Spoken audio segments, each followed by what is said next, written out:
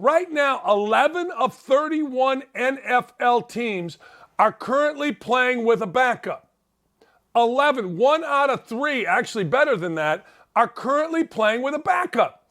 So no, it's not over. Let me go through it a little bit. I didn't even include the Jets with Flacco to start the season when the knee injury took Zach Wilson out. But Jalen Hurts was drafted as a backup, no different than what Sam Ehlinger is. He got his chance when Carson Wentz proved once again he wasn't any good. So next thing you know, who comes in?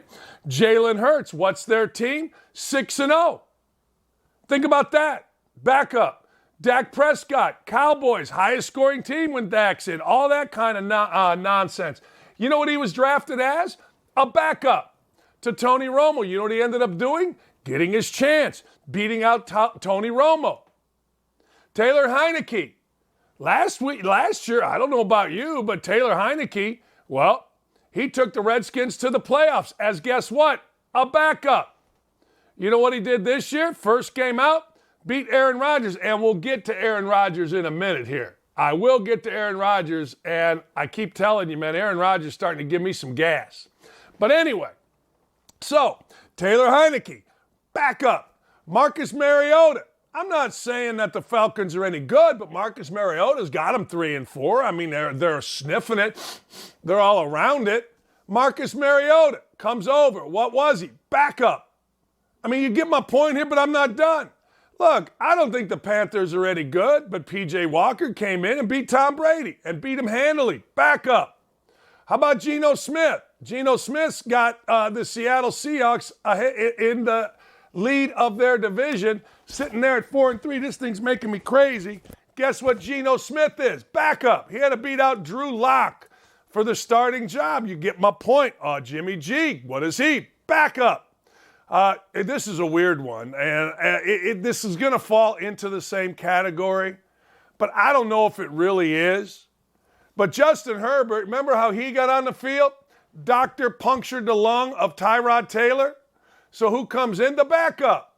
Justin Herbert. Everybody's telling me you're tanking when midseason you go to the backup. I gave you a list yesterday of the all-timer backups, including Kurt Warner, Jim Plunkett, Earl Morrall, Doug Williams, Foles, Nick Foles, Tannehill.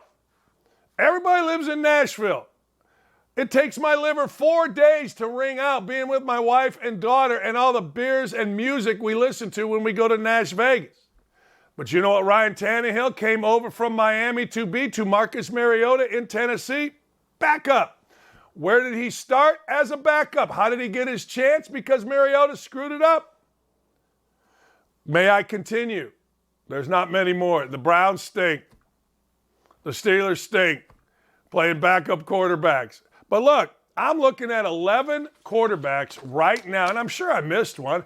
I'm not going to include Tom Brady. He didn't go to the Buccaneers as a backup. I'm not going to include Lamar Jackson. I'm not going to include Josh Allen. Those guys, when you're a first-round pick that high, you are not considered a backup. You're just a guy in waiting. But these are legitimate backups here. These are guys drafted 3rd, 4th, 5th, whatever rounds. So when somebody tells you, when they look at you and they go, well, you know, the Colts giving Sam Ehlinger a chance here, well, they've tanked the season. No, they haven't. Not even a little bit. No, they haven't. They're doing what a lot of teams do. In fact, they're doing historically what a lot of teams have done. And that's saved their season by going to the backup.